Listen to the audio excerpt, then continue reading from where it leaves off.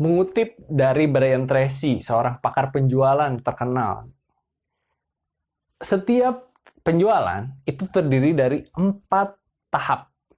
Apa saja 4 tahap tersebut saya akan jelaskan setelah intro berikut ini.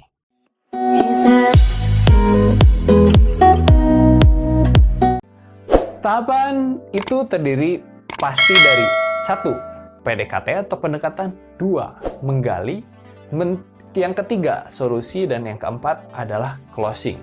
Saya akan jelaskan satu-satu mengenai tahapan-tahapan yang rekan-rekan akan lakukan. Setiap penawaran itu akan dimulai dengan pendekatan. Nah, rekan-rekan, saya sudah sering sekali ngomong bahwa rekan-rekan harus memiliki PDKT yang dimulai dengan halo effect. Halo effect yaitu adalah apa yang calon klien rekan-rekan itu lihat pada saat bertemu dengan rekan-rekan. Itu hal yang sangat penting. Kesan pertama sangat menentukan. Makanya rekan-rekan harus menunjukkan bahwa rekan-rekan itu bonafide. Rekan-rekan itu memang seorang dropshipper yang sukses. Rekan-rekan memang bisa menghandle uang yang besar. Oleh karena itu, halo effect sangat penting. Rekan-rekan harus memiliki berpakaian yang rapi dan memang pantas untuk bertemu dengan klien. Pertama adalah PDKT. Setelah itu, rekan-rekan berpakaian rapi, rekan-rekan harus bertutur kata yang sopan, ngobrol, dan silaturahmi. Oleh karena itu, PDKT itu penting. Rekan-rekan harus melakukan yang namanya building rapport, yaitu membuat kesan yang baik. Karena, kembali lagi, seseorang akan membeli kepada Anda apabila orang tersebut percaya kepada Anda. Yang paling penting itu adalah kepercayaan. Oleh karena itu, saya menekankan berkali-kali tentang silaturahmi. Silaturahmi. Apabila hari ini tidak closing, tidak apa-apa. Terus jaga hubungan. Apa kabar? Sering ketemu. Siapa tahu mereka akan menjadi kliennya rekan-rekan. Dengan rekan-rekan menjalin silaturahmi, rekan-rekan akan menjalin kepercayaan. Dan PDKT akan sukses. Nah, apabila rekan-rekan sudah akrab dengan seseorang yang rekan-rekan pikir akan menjadi seorang klien. Nah, tahapan selanjutnya adalah gali. Yang kedua adalah menggali. Menggali apa? Nah, pada saat seseorang berkata, saya menginginkan sesuatu. Itu adalah keinginan. Oke? Tahapan keinginan adalah sebuah kebutuhan yang tidak terlalu mendesak. Sebagai contoh, seseorang, misalnya seorang wanita, saya menginginkan dress yang baru. Sekedar ingin, maka dia akan ngomong, ya, kenapa sih saya menginginkan dress tersebut atau gaun tersebut? Karena saya ingin berpenampilan cantik. Apakah harus membeli? Kan tidak. Karena hanya ingin. Ada juga orang yang ingin membeli make up. Karena apa? Karena saya ingin tampil cantik. Hanya sekedar ingin. Apakah harus segera beli? Tentu tidak. Yang lebih kuat adalah karena ada masalah.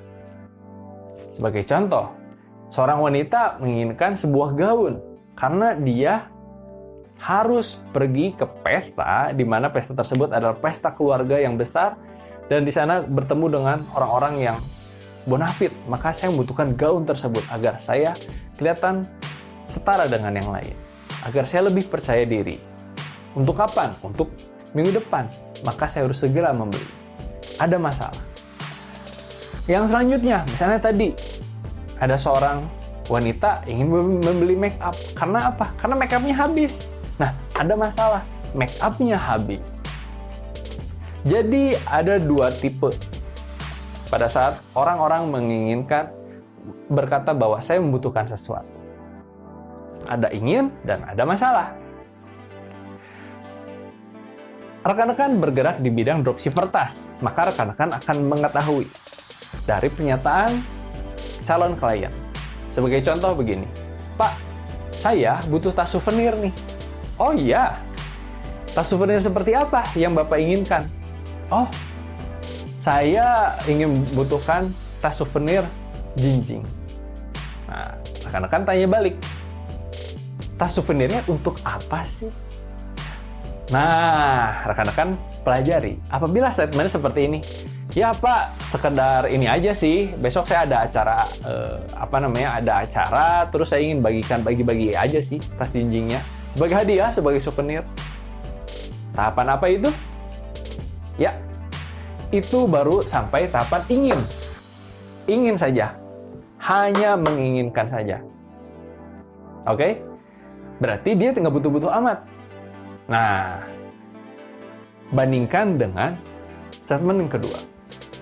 Pak, saya membutuhkan tas jinjing nih. Lalu rekannya bertanya, untuk apa Pak? Bapak membutuhkan tas jinjing tersebut. Oh, karena besok saya ada acara hajatan nih. Saya itu harus ngasih bingkisan. Nah, di mana bingkisan itu ada barang-barangnya yang harus dimasukkan ke sebuah tas. Dan tas yang paling cocok itu tas jinjing kayaknya. Berarti ada masalah. Bapak tersebut membutuhkan tas jinjing untuk memasukkan bingkisan. Sudah mulai paham? Oke. Masalah tersebut biasanya kalau di bidang tas, saya akan memberikan beberapa contoh. Misalnya di travel umroh. Travel umroh biasanya membutuhkan koper. Karena apa? Itu memang harus dibutuhkan bahwa setiap orang yang umroh itu mendapatkan koper dari pelanggan dari biro perjalanan tersebut. Jadi itu ada masalah. Bukan hanya ingin. Kalau ingin itu ada juga nggak apa-apa. Nah, sebagai contoh yang lain, misalnya yang tadi, saya sedang memproduksi sebuah snack nih, snack bingkisan Lebaran, tapi saya bingung packingnya seperti apa. Nah, itu ingin atau ada masalah? Itu kan ada masalah. Karena si produsen snack tersebut bingung. Supaya keren dan bisa dipakai untuk promosi, saya membutuhkan tas. Berarti ada masalah. Membutuhkan packing, membutuhkan wadah untuk snack tersebut. Nah, terus juga misalnya rekan-rekan bertemu dengan paketan atau ekspedisi. Nah, ekspedisi itu membutuhkan tas yang besar untuk armadanya. Itu adalah masalah. Bukan hanya sekedar ingin. Kalau misalnya armadanya tidak menggunakan tas, lalu gimana bawanya? Kan susah. Nah, itu kembali ke ingin atau ada masalah. Apabila rekan-rekan sudah menemukan bahwa klien tersebut memiliki masalah, maka kemungkinan untuk closing jauh lebih besar. Tahapan selanjutnya adalah solusi. Nah, rekan-rekan sudah belajar tentang solusi-solusi yang bisa rekan-rekan tawarkan. Karena rekan-rekan sudah belajar tentang product knowledge. Sang calon klien pun sebenarnya menceritakan, saya membutuhkan tas jinjing, saya membutuhkan tas ransel, saya membutuhkan tas gendong, saya membutuhkan tas bepergian, tas pakaian. Mereka sudah tahu membutuhkan apa. Oleh karena itu, rekan-rekan memberikan solusi yang lebih detail. Misalnya, Pak, kalau Bapak membutuhkan tas jinjingnya untuk bawa barang apa sih?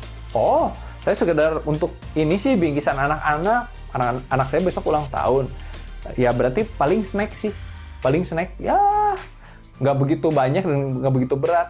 Ya kurang lebih mungkin ya sekedar sebeginilah. Nah, rekan-rekan bisa ngasih solusi. Oh, Pak, kalau misalnya snack gitu, saya kasih yang murah aja. Misalnya dari bahan spandbon. Oh, kalau misalnya Bapak pengen yang agak berat, misalnya ada airnya gitu, saya sarankan menggunakan bahan Dinner 300. Seperti itu. Oh, atau Bapak misalnya pengen yang ini nih, pengen yang agak mewah nih. Gimana kalau saya kasih yang kanvas? Kalau budgetnya masuk nih, Pak, saya kasih yang kanvas. Bagus loh, mewah. Kembali, gali. Kira-kira dia masalahnya apa? Dan berikan solusi yang sesuai dengan kebutuhan dia. Oleh karena itu, rekan-rekan harus pintar dengan product knowledge atau pengetahuan dari barang yang rekan-rekan ingin jual. Apabila rekan-rekan sudah dinilai memiliki product knowledge yang bagus dan bisa memberikan solusi, maka closing itu akan sangat mudah. Closing itu akan sangat mudah. calon klien Anda sudah percaya dan dia memiliki masalah, dan rekan-rekan bisa memberikan solusi. Wah, mereka akan sangat senang. Nah, hati-hati. Pada saat closing, rekan-rekan harus konfirmasi. Konfirmasi. Dan pastikan, Pak, jadi kapan nih Bapak mau produksi? Jadi kapan nih Bapak ingin memberikan DP? Hati-hati, karena apabila tidak ada konfirmasi dan memberikan tenggat waktu, biasanya klien itu hanya, ya sudah, ada masalah dan akhirnya dia mencari solusi yang lain. Pastikan rekan-rekan memberikan solusi dan memberikan konfirmasi. 4 tahapan ini akan selalu terjadi pada saat rekan-rekan menawarkan barang. Makanya, jangan terburu-buru karena sebuah closing yang bernilai itu membutuhkan proses yang juga bernilai.